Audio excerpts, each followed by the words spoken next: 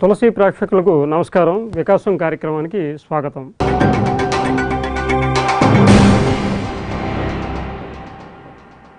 ఈనాటి వికాస కార్యక్రమంలో అసలు మనిషి ఎదుగుదల, మానసిక ఎదుగుదల, శారీరక ఎదుగుదల, వ్యక్తిత్వ వికాసం వీటి గురించి మాట్లాడుకుందాం.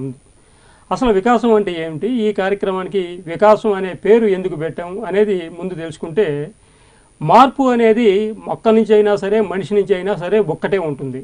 అది మనిషికి ఆపాదించి మనం చూస్తే శారీరక వికాసం, మానసిక వికాసం, వ్యక్తిత్వ వికాసం ఇలా చాలానే చెప్పుకోవచ్చు. శరీరం వికసించాలంటే మనం వైద్యుడి దగ్గరికి వెళ్ళి చికిత్సలు చేయించుకుంటే శరీరం వికసిస్తుంది. అయితే శరీరం గురించి మనం మాట్లాడేటప్పుడు శరీరం అంటే face is index of mind అంటారు. అంటే మనసు పదిరంగా అందంగా ఉంటే అది ఫేస్లో కూడా రిఫ్లెక్ట్ అవుతుంది అనేది మనకు తెలిసిన సత్యం. అట్లాగే మానసిక వికాసం గురించి తెలుసుకోవాల్సి వస్తే మనసు చాలా అందంగా ఉండాలి, పరిమళించాలి. దీనికి హేతుబద్ధం ఏంటంటే మనకి సమాజాన్ని ఆధారం చేసుకుని మనం మానసికంగా వికసిస్తే అది 10 మందికి ఉపయోగపడుతుంది, మనకి ఉపయోగపడుతుంది. ఇక వ్యక్తిత్వ వికాసం, మానసిక వికాసం పరిమళించినప్పుడు ఆటోమేటిక్గా వ్యక్తికి వ్యక్తిత్వ వికాసం డెవలప్ అవుతుంది. ఇట్లాంటి వికాసం గురించి మనం తెలుసుకోవడానికి మన స్టూడియోకి డాక్టర్ వంగీపురం శ్రీనాథాచారి గారిని పిలిచాము. ఆయన అడిగి విషయాలను తెలుసుకుందాం. నమస్కారం శ్రీనాథ్ గారు. పర్సనాలిటీ డెవలప్మెంట్ ట్రైనర్, మనస్తత్వ నిపుణులు, ఉస్మానియా యూనివర్సిటీలో ఇంగ్లీష్లో పోస్ట్ గ్రాడ్యుయేషన్ చేసి డిస్టింక్షన్ సాధించి బంగారు పథకం సాధించారు. ఆయన కేంబ్రిడ్జ్ విశ్వవిద్యాలయం నుంచి, యునెస్కో నుంచి అనేక అవార్డులు, ప్రశంసాపత్రాలు పొందారు. ప్రపంచంలోనే అతిపెద్ద శీర్షిక పెట్టి గిన్నీస్ రికార్డు సాధించారు. దీంతోపాటు మరో 2 గిన్నీస్ రికార్డులు, Limca book record, India book record, Asia book రికార్డును ఈయన సొంతం చేసుకున్నారు. పుస్తక రచయితగా గిన్నీస్ బుక్ రికార్డులోకి ఎక్కిన ఏకైక భారతీయుడిగా శ్రీనాథాచారి గారిని చెప్పుకోవచ్చు. ఎన్నో కార్పొరేటు, ఐటీ సంస్థల ఉద్యోగులకు పర్సనాలిటీ ట్రైనర్గాను, మానసిక నిపుణులుగాను సేవలందిస్తున్న శ్రీనాథాచారి గారు ప్రస్తుతం పాలమూరు విశ్వవిద్యాలయంలో అసిస్టెంట్ ప్రొఫెసర్గా బాధ్యతలు నిర్వహిస్తున్నారు. ఇప్పుడు మన స్టూడియోలో ఆయన ఉన్నారు. ఆయన అడిగి అసలు మనం ఈ వికాసం గురించి తెలుసుకుందాం. శ్రీనాథాచారి గారు, గెలుపు గురించి మనం చాలాసార్లు విన్నాము, అనేక పుస్తకాల్లో చదివాము. అసలు ఆ గెలుపు అంటే నిర్వచనం ఏంటండి? ఒక పెద్ద కంపెనీ వాళ్ళ కంపెనీలో పనిచేసే ఉన్నత స్థాయి ఉద్యోగులందరినీ ఒక దగ్గర చేర్చి అసలు గెలుపు అంటే మీ దృష్టిలో ఏంటి, నిర్వచనాలు రాయండి అని చెప్పేసి వాళ్ళకు ఒక పని అప్పచెప్పారు. అందరు రాసిన తర్వాత వాటిని వర్గీకరిస్తే 4 కేటగిరీస్గా ఆ నిర్వచనాలన్నీ వచ్చాయి. 1వ కేటగిరీ వాళ్ళు అన్నారు, అసలు గెలుపు అంటే డబ్బు సంపాదించాలి, ఆస్తులు, బంగ్లాలు లేదా హెలికాప్టర్లు ఉండాలి అన్నారు. 2వ కేటగిరీ వాళ్ళు అన్నారు, లేదు డబ్బు కాదు, ఫీలింగ్స్ ముఖ్యం, తృప్తి, సంతోషం, ఆనందం, వీటి కొరకు మనిషి జీవిస్తే అది గెలుపు అన్నారు. 3వ కేటగిరీ వాళ్ళు అన్నారు, గెలుపు అంటే ముందు ఒక లక్ష్యం పెట్టుకోవాలి, ఆ లక్ష్యం కొరకు అనుకూలమైన వాతావరణం సృష్టించుకోవాలి, కార్యాచరణలోకి దూకాలి, విజయం సాధించిన తర్వాత ఫీడ్బ్యాక్ పొందాలి, ఇది ఒక సైకిల్ అయిపోయిన తర్వాత మళ్ళీ ఒక కొత్త గోల్ పెట్టుకోవాలి. ఇలా ఒక కేటగిరీ వాళ్ళు అన్నారు. ఒక రేర్ కేటగిరీ వాళ్ళు ఏమన్నారంటే, జీవితానికి ఒక మహోన్నతమైన ఆశయం ఉండాలి, దాన్ని సాధించడానికి కృషి చేసినప్పుడు ఈ ముందు పేర్కొన్న మిగతా అంశాలకి అర్థం ఉంటుంది. అలా ఒక మహోన్నత ఆశయం లేకుండా వేరే ఎన్ని ఉన్నా అది వ్యక్తిగతమే అవుతాయి తప్ప లాభం లేదని చెబుతూ, గెలుపు అంటే ఒక్కొక్కరికి ఒక్కొక్కటి, నా గెలుపు మీ గెలుపు కాదు, మీ గెలుపు నా గెలుపు కాదు, ఇలా ఎవరికి వాళ్ళు నిర్వచించుకోవాలి అని అన్నారు. అదే ఆక్స్ఫర్డ్ నిఘంటువు ఏమంటుందంటే, కోరుకున్న లక్ష్యం, కోరుకున్న ఆర్థిక వనరులు, సామాజిక హోదా సాధించగలిగితే అది గెలుపు అన్నారు. అబ్దుల్ కలాం లాంటి మహనీయులు ఏమన్నారంటే, మన సిగ్నేచరు ఆటోగ్రాఫ్ రూపంలోకి మారిపోతే అదే గెలుపు అన్నారు. మంచి అబ్దుల్ కలాం గారు చెప్పిన చాలా అద్భుతమైన కొటేషన్ అది నిజమే. మన సిగ్నేచర్ కాస్త ఆటోగ్రాఫ్గా మారటం అనేది ఎంత చక్కని నిర్వచనం. అది ఇలా ఎవరికి వాళ్ళు సొంతంగా నిర్వచించుకోవాలి. నా దృష్టిలో గెలుపేంటి, దానికి కృషి చేయాలి. విజయం సాధించడానికి ఒక లక్ష్యంతో పనిచేయాలని అంటుంటాం మనం. అసలు లక్ష్యం అంటే ఏంటండి? ఆ లక్ష్యం సాధించాలంటే ఏం చేయాలి? లక్ష్యం అంటే అనుకున్నది సాధించటం. ఏం చేయాలి, లేకుంటే లక్ష్యానికి ఎన్ని రకాలు తెలుసుకునే కంటే ముందు ఒక ఉదాహరణ చూద్దాం. ఒక 4 రోడ్ల కూడలి దగ్గరికి ఒక వ్యక్తి వెళ్ళి అక్కడుండే వ్యక్తిని, సరే ఈ దారి ఎటువైపు వెళుతుందో చెబుతారా అని అడిగాడు. జవాబు చెప్పకుండా అతనే అన్నాడు, మీరెక్కడికి వెళ్ళాలి చెప్పండి అన్నాడు. తెలియదు సార్ నాకు అన్నాడు ఇతను. మరి అలాంటప్పుడు ఏ రోడ్డు అయినా మీ రోడ్డే లేండి, వెళ్ళిపోండి, మీకు ఎక్కడికి వెళ్ళాలో మీకు తెలియనప్పుడు అడగడం దేనికి అన్నాడు. నిజమే, అనుకున్నది సాధించడానికి, అనుకున్న లక్ష్యాన్ని సాధించడానికి చేసే కృషే మనకి లక్ష్యం లేదా గోల్. దీన్ని మనం ఆబ్జెక్టివ్ అని, గోల్ అని, లేకుంటే టార్గెట్ అని రకరకాలుగా అంటాం. అయితే లక్ష్యం లేని జీవితం తెడ్డు లేని పడవ లాంటిది, లేదా దారం తెగిపోయిన గాలిపటం లాంటిది. ప్రయాణం వెళుతూ ఉంటుంది, కానీ ఎక్కడికి వెళుతుందో తెలియదు. అయితే లక్ష్యం అనేది 6 రకాలుగా ఉండాలి అని చెప్పేసి శాస్త్రీయంగా చెబుతారు. పర్సనల్ గోల్స్ ఉండాలి, ప్రొఫెషనల్ గోల్స్ ఉండాలి, family goals, social goals, financial goals, spiritual goals. ఇలా వ్యక్తిగతంగా, వృత్తిపరంగా, కుటుంబపరంగా, సామాజికంగా, ఆర్థికంగా, ఆధ్యాత్మికంగా 6 రకాల లక్ష్యాలు ఉంటే జీవితం చాలా ఆనందకరంగా ఉంటుందని శాస్త్రాలు చెబుతాయి. శ్రీనాథ్ గారు, మనుషులు కానీ ముఖ్యంగా విద్యార్థులు కానీ గోల్స్ ఎందుకు పెట్టుకోరు, లేదా గోల్ సెట్టింగ్లో ఎక్కడ వైఫల్యం చెందుతున్నారు? చాలా మంది అంటే చదువుకోని వాళ్ళ విషయంలో చెప్పాలంటే ఇది ఇగ్నరెన్స్ వల్ల వాళ్ళకి తెలియదు. వాళ్ళ అజ్ఞానులు కాబట్టి చదువుకోలే, వాళ్ళకి తెలియదు గోల్. విద్యార్థులు లేదా చదువుకున్న వాళ్ళ విషయంలో ఇది ల్యాక్ ఆఫ్ నాలెడ్జ్. అంటే వాళ్ళకి శాస్త్రీయంగా ఇలా చేయాలి స్టెప్ బై స్టెప్ అన్నప్పుడు ముందుకొచ్చి వాళ్ళు వర్క్ చేస్తారు. కొంతమందికి లో సెల్ఫ్ ఎస్టీమ్, అసలు నేను చేయగలనా, నేను చేయలేను, నాకు చేత కాదు అని ఆ లో సెల్ఫ్ ఎస్టీమ్ లెవెల్స్ వల్ల కూడా వాళ్ళు అసలు గోల్స్ పెట్టుకోరు. కొంతమందికి ఫియర్ ఆఫ్ ఫెయిల్యూర్ ఉంటుంది, ఓడిపోతానేమో, లేకుంటే నన్ను రిజెక్ట్ చేస్తారేమో, ఇలా రకరకాల కారణాల చేత నన్ను రిజెక్ట్ చేస్తారేమో, సో లేకుంటే ల్యాక్ ఆఫ్ సెల్ఫ్ కాన్ఫిడెన్స్, వీటి వల్ల వాళ్ళకి గోల్స్ ఉండవు. ముఖ్యంగా మీరు అడిగినట్టు విద్యార్థులకు ఎందుకు ఉండదంటే ల్యాక్ ఆఫ్ నాలెడ్జ్. దాన్ని పెంచుకుంటే వాళ్ళు శాస్త్రీయంగా అలా పెట్టుకుని ఆ దిశలో కృషి చేస్తారు. ఇప్పుడు గెలిచే వాళ్ళేమో చాలాసార్లు గెలుస్తూనే ఉంటారండి, ఓడిపోయే వాళ్ళు మాత్రం అదే పనిగా ఓడిపోతూ ఉంటారు. ఇది ఎందుకు జరుగుతుంది ఇట్లాగా? ఇది అసలు దీనికి హేతు పద్ధతి ఏంటి? ఇది 100కి 100 పాళ్ళు నిజం. చాలా మంచి ప్రశ్న. గెలిచే వాళ్ళు ఎప్పుడు గెలుస్తూ ఉంటారు సాధారణంగా, ఓడిపోయే వాళ్ళు ఎప్పుడు ఓడిపోతుంటారు. ఎందుకంటే మనిషి మనసు లేదా మెదడు ఒక కంప్యూటర్ లాంటిది. నేను ఒక పని చెయ్యగలను అనుకుంటే 100% మనం చేయగలుగుతాం. అదే నేను చేయలేను, ఖచ్చితంగా ఓడిపోతాను అనుకోండి, 100% ఓడిపోతారు. అందుకే ఒక రచయిత అంటాడు, if you think you can or if you think you cannot 100% you are right, both the ways. అలా ఎందుకంటే నేను చేయగలనని మన మనసుకు చెప్పండి, ఎలా చేయొచ్చో ఈ మనసు అనే కంప్యూటరు 10 రకాల ఆల్టర్నేటివ్స్ని ఇస్తుంది. ఇగో ఇలా చేయొచ్చు, లేకుంటే అలా చేయొచ్చు అని. అదే ఓడిపోతానని చెప్పండి, ఆ కంప్యూటరే 10 రకాలుగా ఎలా ఓడిపోవచ్చో చెప్పొచ్చు. నీకు అలా ఉంది కానీ అయినా నువ్వు వేస్ట్, లేకుంటే ఈ మార్గంలో వెళ్తావేమో అయినా దండగే. అందుకు వాచ్ యువర్ థాట్స్, అవి వర్డ్స్ అవుతాయట. వాచ్ యువర్ వర్డ్స్, అవి యాక్షన్స్ అవుతాయి. వాచ్ యువర్ యాక్షన్స్, ఈ యాక్షన్సే హ్యాబిట్స్ అవుతాయి. వాచ్ యువర్ హ్యాబిట్స్, అది మన జీవితం అవుతుంది, జీవితమే క్యారెక్టర్ అవుతుంది. సో ఆనందకరమైన విజయవంతమైన జీవితానికి బీజాలు, కేంద్ర బిందువు థాట్స్.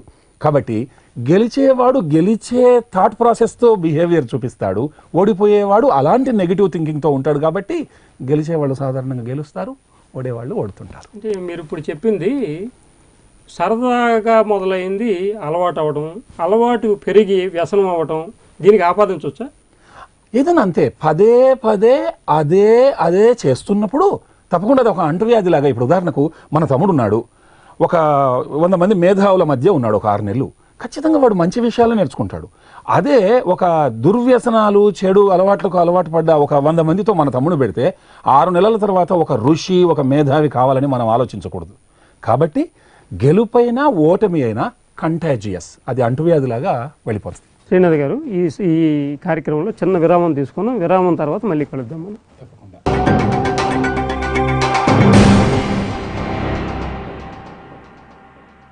అయ్యా, కూసిన పైసలు సర్దండి, ఈ ట్యాప్ తప్పకుండా తిరిగి ఇచ్చేస్తా. పోయినసారి గట్లనే అన్నావు, అప్పేవని పో. ఏంది వెంకటప్పయ్య మళ్ళీ వచ్చినావు? అప్పు కోసం వచ్చిండయ్యా, ఇస్తివా తిరిగి రాదు. ఓ తులసి విత్తనాలా? ఈసారి ఇస్తాళ్లే, ఇవ్వు. శబ్బాష్, ఇప్పటికి కళ్ళు తెరిచినావు, ఇంకా నీకు ఉజ్వలమైన భవిష్యత్తు షురు అవుతుంది. మెరుగైన నాణ్యత, రెట్టింపు దిగుబడులతో ఇప్పుడు భాస్కర్ BG2 పత్తి విత్తనాలు.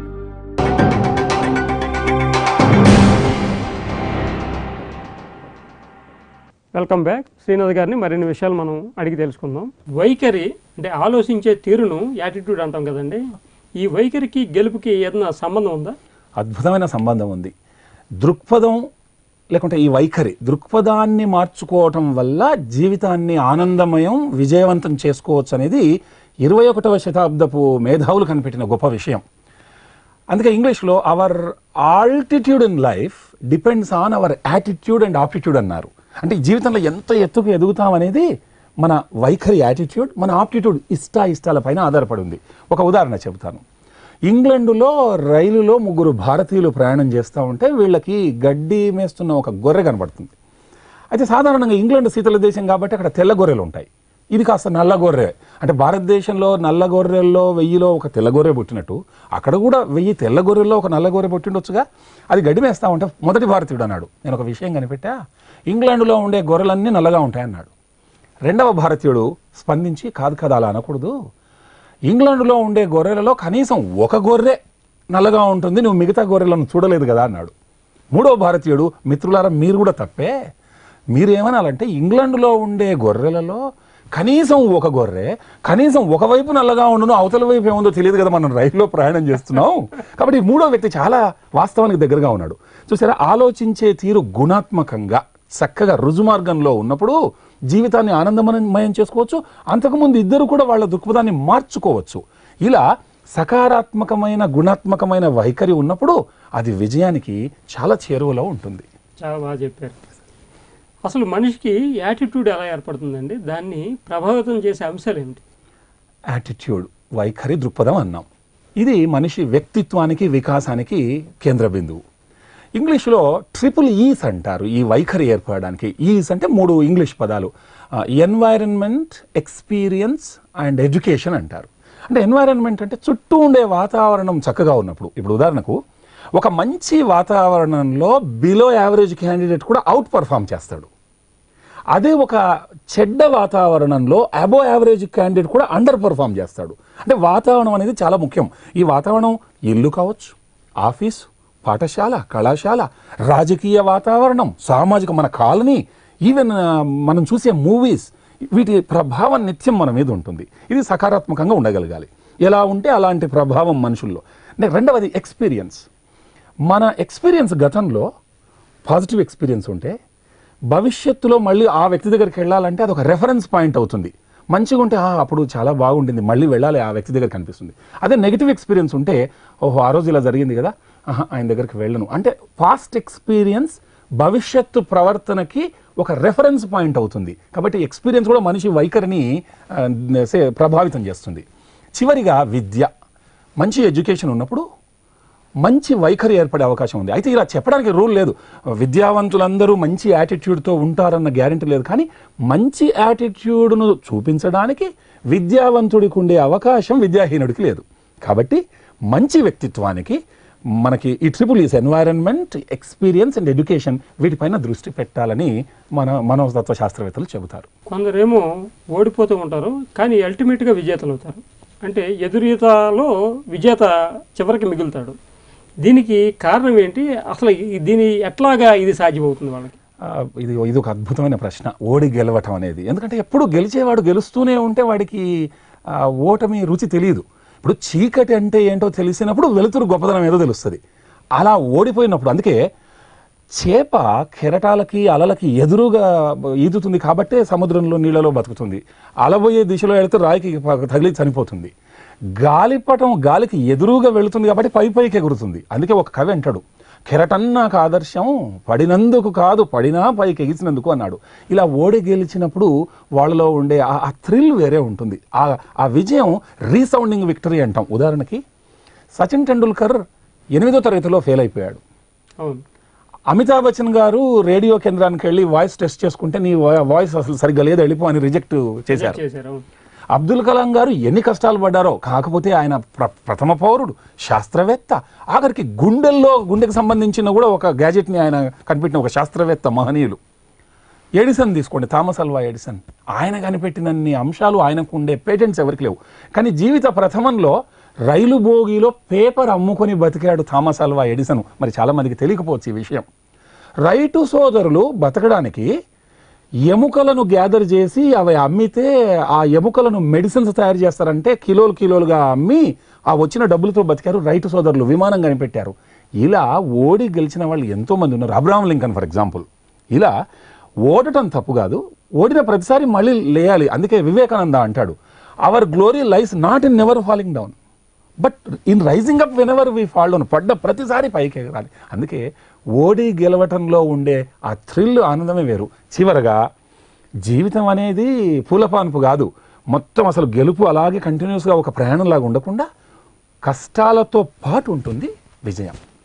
ఇప్పుడు ఓడిపోయిన వాళ్ళు చాలా విచారంగా ఉంటారండి, గెలిచిన వాళ్ళు ఏమో చాలా సంతోషంగా ఉంటారు. అసలు ఆ గెలుపుకి సంతోషానికి ఏమైనా సంబంధం ఉందండి? చాలా దగ్గర సంబంధం ఉంది. చాలామంది అనుకునేది ఏంటంటే, నాకు విజయం రాని, విజయం వచ్చిన తర్వాత ఇంకా నేను సంతోషంగా ఉండడం మొదలు పెడతాను అనుకుంటారు. ఇది చాలా తప్పు. ఇది అదర్ వే రౌండ్. మీరు సంతోషంగా ఉండడం నేర్చుకోండి, మీ ప్రవర్తన కూడా ఎప్పుడూ చాలా రుజుమార్గంలో ఉంటుంది, అప్పుడు విజయం వస్తుంది. కాబట్టి టు గెట్ సక్సెస్ అంటే ఆఫ్టర్ గెటింగ్ సక్సెస్ హ్యాపీనెస్ కాదు, బీ హ్యాపీ, సక్సెస్ వస్తుంది. ఎగ్జాంపుల్, మన హిందీ ప్రముఖ నటులు అనుపమ్ ఖేర్ గారిని తీసుకుందాం. అనుపమ్ ఖేర్ గారి వాళ్ళ నాన్నగారు ఎడ్యుకేషన్ డిపార్ట్మెంట్లో చేశారు. అయితే ఈ అబ్బాయి 10th క్లాస్లోనూ ఏమో ఫెయిల్ అయిపోయినట్టుగా, ఆయనకి రిజల్ట్స్ తండ్రికి 2-3 రోజుల ముందు తెలిసాయి.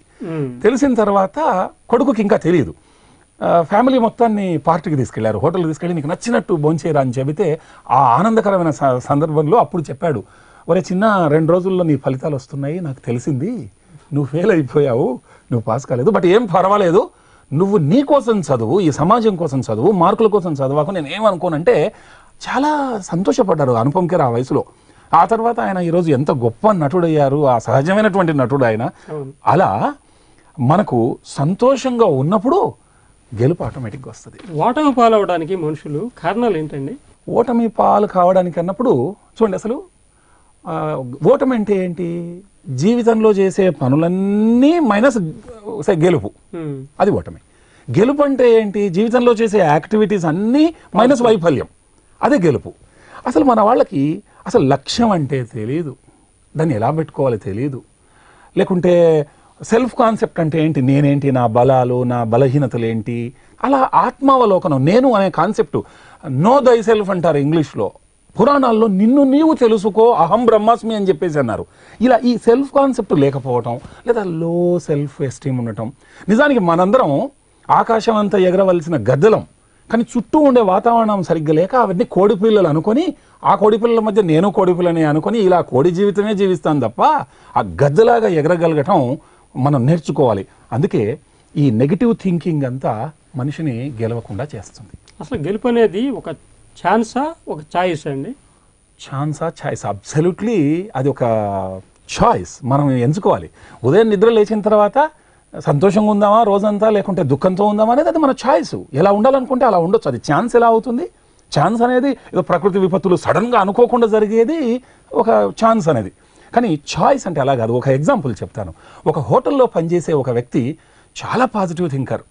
అతను హోటల్ మార్చి వేరే ఉద్యోగం కోసం వేరే హోటల్ వెళితే ఒక 10 మంది రిజైన్ చేసి ఆయన వెంట వెళ్ళేవారు. అతను ప్రతిదీ చూస్ చేసుకుంటాడు, సంతోషం ప్రతిదీ పాజిటివ్గా తీసుకుంటాడు. కొంతమంది అడిగారు, మరీ ఇంత పాజిటివ్ థింకింగ్ ఎలా సాధ్యం అవుతుంది అంటే సాధ్యం అన్నారు. ఒకరోజు ఏమైందంటే, హోటల్లో వెనక తలుపు మూయకపోతే దొంగలు పడ్డారు. ఆ ప్రమాదంలో దొంగలు ఏం చేశారంటే ఈయనను షూట్ చేశారు, బుల్లెట్స్ దిగినాయి. ఈయనను స్ట్రెచ్చర్ మీద పెట్టుకొని ఆపరేషన్ థియేటర్లకు తీసుకెళ్లేటప్పుడు డాక్టర్లు నర్సులు మాట్లాడుకున్నారు, this is a dead man, కష్టం అని. ఇది విని ఇప్పుడు అనుకున్నాడు ఈయన, ఇప్పుడు డాక్టర్లు కాదు నేను తీసుకోవాలి యాక్షన్ చేతుల్లోకి, కంట్రోల్లోకి అని వాళ్ళకి చెప్పాడు. మీరు నన్ను ఒక చనిపోబోయే వ్యక్తిలాగా ఆపరేషన్ చేయకండి, నాకు జీవించాలని ఉంది, నేను జీవిస్తాను, నేను సహకరిస్తా ఆపరేషన్కి, మళ్ళీ నేను శక్తివంతుడిని అయ్యి ఆరోగ్యవంతుడిని అయ్యే విధంగా మీరు నన్ను ఆపరేషన్ చేయండి అంటే డాక్టర్లు నర్సులు నోరెళ్ళబెట్టారు. వాళ్ళలో శక్తి వచ్చి చాలా జాగ్రత్తగా ఆపరేషన్ చేస్తే ఇతను మళ్ళీ బతికాడు. చూసారా, ప్రతిదీ చాయిస్. సంతోషంగా ఉండటం, విజయం సాధించడం, అనుకున్నది సాధించడం, ఇదంతా మనం ఎంచుకోవాలి. కానీ వీఆర్ ఫ్రీ టు చూస్, ఏదైనా చూస్ చేసుకోవచ్చు. But remember, once you choose you have lost the choice. ఎంచుకోవచ్చు, అన్నీ మన ముందే ఉన్నాయి, కానీ చాలా జాగ్రత్తగా ఎంచుకోవాలి. ఒకసారి ఎంచుకున్నామా ఆ తర్వాత చాయిస్ పోయినట్టే. కాబట్టి గెలుపు అనేది చాయిసే, ఎప్పటికీ ఛాన్స్ కాదు. ఒక ఫోటోగ్రాఫ్కి ఓ నెగిటివ్ ఉంటే ఎన్ని ఫోటోలైనా పొందొచ్చు. అలాగే శాస్త్రీయంగా గెలుపుకి ఏదైనా ఫార్ములానో గెలుపు మంత్ర అనే ఉందా? అద్భుతంగా ఉంది. దీన్ని బ్లూ ప్రింట్ ఫర్ సక్సెస్ అంటారు. 5 సూత్రాలు పాటిస్తే ఎవరైనా అనుకున్న లక్ష్యం సాధించడమో, లేదా ఆర్థికంగా ఎదగటమో, లేదా మంచి మానవ సంబంధాలు గడపటమో చేయొచ్చట. దీన్ని ఇలా చెప్పుకుందాం ఒక ఉదాహరణలో. నేను అతి చక్కని మామిడి పండు తినాలని అనుకుంటున్నా, మార్కెట్లో లేదు, నాది నేనే సంపాదించుకోవాలి, ఇది విజయం. దీనికి 5 సూత్రాలు పాటించాలి. ఒకటోది ఏంటంటే, ముందు ఆ విత్తనం సంపాదించాక ఆ విత్తనాన్ని నాటాలన్న బలీయమైన కోరిక మనలో ఉండాలి. ఇది ప్రిన్సిపల్ 1. 2, ఏది ఏమైనా మీరు ఆ విత్తనం నాటాలి. అది జేబులో పెట్టుకుంటే ఎంత ఉత్తమమైన విత్తనమైనా అలాగే ఉంటుంది. 3, మీరు టమాటా గింజలు, ఆలుగడ్డ గింజలు వేస్తే మామిడి పళ్ళు రావు. అంటే ఎంత స్థాయిలో విజయం రావాలంటే ఆ స్థాయి నాణ్యతతో పని జరగాల, కాబట్టి ఆ మంచి విత్తనమే వేయాలి. 4, అందరికంటే ముందుగా మీరు ఆ విత్తనం నాటాలి. మీరు నాటకపోతే ఇంకెవరో నాటి మార్కెటింగ్ చేసుకుంటారు. 5, విత్తనం నాటిన వెంటనే మామిడి పండు రాదు కాబట్టి దానికి టైం పడుతుంది. జెస్టేషన్ పీరియడ్ అంటాం. 21 రోజుల్లో గుడ్డులోంచి కోడిపిల్ల వచ్చినట్టు. ఇలా విత్తనం నాటాలన్న బలీయమైన కోరిక, గెలవాలన్న బలీయమైన కోరిక, ఏది ఏమైనా విత్తనం నాటుట, ఏది ఏమైనా కార్యాచరణలోకి పూనుకోవటం. టమాటా గింజలు వేస్తే మామిడి పళ్ళు రావు కాబట్టి గొప్ప ఫలితం రావాలంటే గొప్ప త్యాగం చేసి ఆ పని చేయాలి. అందరికంటే ముందు మీరు నాటాలి, అందరికంటే ముందు మీరు ఆ పనిలోకి పూనుకోవాలి.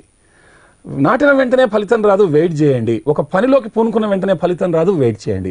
ఎంత చక్కని బ్లూ ప్రింట్! అసలు ఇవి పాఠ్యాంశాల్లో ఉండాల్సిన విజయ సూత్రాలు. ఇప్పుడు గెలవడానికి స్పష్టమైన లక్ష్యంతో పనిచేయడానికి ఏదైనా సంబంధం ఉందా? దీనికి సంబంధించి ఏదైనా కేస్ స్టడీ సైకాలజీతో ముడిపెట్టేమని చెప్పగలరా? తప్పకుండా. స్పష్టమైన లక్ష్యానికి గెలుపుకి చాలా దగ్గర సంబంధం ఉంది. ఎప్పుడైతే మన లక్ష్యం చాలా క్లియర్గా ఉంటుందో, మార్గం తెలియదు, ఎలా సాధిస్తామో మనకు తెలియదు, కానీ చాలా ఒక బ్లేజింగ్ ఫైర్ లాగా మనకు ఒక క్లారిటీ ఉందనుకోండి, తప్పకుండా విజయం సాధించవచ్చు. హార్వర్డ్ విశ్వవిద్యాలయంలో ఒక కేస్ స్టడీ దీనికి చేశారు. ఒక పంజరం తీసుకొని అందులో ఒక పెంపుడు పావురాన్ని పెట్టి దానిపైన ఒక వైట్ గుడ్డ కప్పారు. దాన్ని మూసి ఈ పంజరాన్ని ఒక ఇనుప పెట్టెలో పెట్టి ఆక్సిజన్ సప్లై చేస్తూ ఇనుప పెట్టెను ఒక ట్రక్లో పెట్టారు. ఆ ట్రక్ డ్రైవర్కి చెప్పి నీకు నచ్చిన దిశలో 2000 కిలోమీటర్లు నడుపుతూ తీసుకెళ్ళిపోమన్నాడు. అక్కడికి వెళ్ళిపోయి అతను మళ్ళీ ఆ ట్రక్కు, ఆ పెట్టె, అందులోంచి పంజరం, ఆ క్లాత్ తీసి ఆ పెంపుడు పావురాన్ని ఇలా వదిలేశాడు. అది 3 రౌండ్లు అలా ఆకాశంలోకి తిరిగి విదిన్ నో టైం అది ఏ గూట్లోంచి అయితే వెళ్ళిందో అదే గూట్లో వచ్చి కూర్చుంది. ఈ పక్షికి మార్గం తెలియదుగా, కానీ దానికి లక్ష్యం తెలుసు, ఎక్కడికి వెళ్ళాలి, తన గూడేదో తెలుసు. సో స్పష్టమైన గమ్యస్థానం ఉన్నప్పుడు మార్గం తెలియకపోయినా అక్కడ చేరుకోవచ్చు. దీన్ని సైకాలజీలో సైబర్నెటిక్ పవర్ అంటారు. Cybernetic power. అన్ని జీవరాశుల్లో పుష్కలంగా ఇలాంటి పవర్ ఉన్న ఏకైక జీవి మనిషి. ఇప్పుడు నేను కుతుబ్ మినార్ దగ్గరికి వెళ్ళాలి, కారులో వెళ్ళాలి. నేను కంప్లైంట్ చేస్తున్నా, నా లైట్ కుతుబ్ మినార్ మీద పడట్లేదు కదా, రాత్రిపూట బయలుదేరుతున్నాను అని. అక్కర్లే, ముందు 30 మీటర్లు స్పష్టంగా ఉంది రోడ్, అక్కడికి వెళ్ళండి. ఆ తర్వాత మరో 30 మీటర్లు క్లియర్ అవుతుంది, అక్కడికి వెళ్ళండి. ఇలా వెళ్ళగా ఒకానొక దశలో కుతుబ్ మినార్ పైన లైట్ ఉంటుంది, మన లైటు. దానికి మధ్యలో మనకి సిగ్నల్స్ ఉన్నాయి, మనుషులు ఉన్నారు, దారి చూపించేవాళ్ళు, రోడ్డు ఉంది, GPS సిస్టమ్స్ ఉన్నాయి. అసలు మనం విజయం సాధించడానికి విస్పష్టమైన లక్ష్యం లేకపోవటమే. కాబట్టి గోల్ చాలా క్లియర్గా ఉన్నప్పుడు మార్గం తెలియకపోయినా ఏది ఏమైనా సైబర్నెటిక్ పవర్తో మనిషి వెళ్ళగలడు. కానీ ఉట్టి స్పార్క్ ఆఫ్ ఫైర్ ఉంటే లాభంలే, బ్లేజింగ్ ఫైర్ కావాలి అన్న కేస్ స్టడీ హార్వర్డ్ విశ్వవిద్యాలయపు మనోశాస్త్రవేత్తలు కనిపెట్టారు. అద్భుతమైన ప్రశ్న వేశారు మీరు. చాలా మంచి విషయాలని చెప్పారండి మా ప్రేక్షకులకి. Thank you very much Srinath గారు. ధన్యవాదాలు. గెలుపు గురించి యువతకి ఉపయోగపడే ఎన్నో విషయాలను ఇప్పుడు మనకి శ్రీనాథ్ గారు చెప్పారు. మరిన్ని విషయాలని మనం తెలుసుకోవడానికి ఇంకో కార్యక్రమంలో కలుద్దాం. మళ్ళీ నమస్కారం.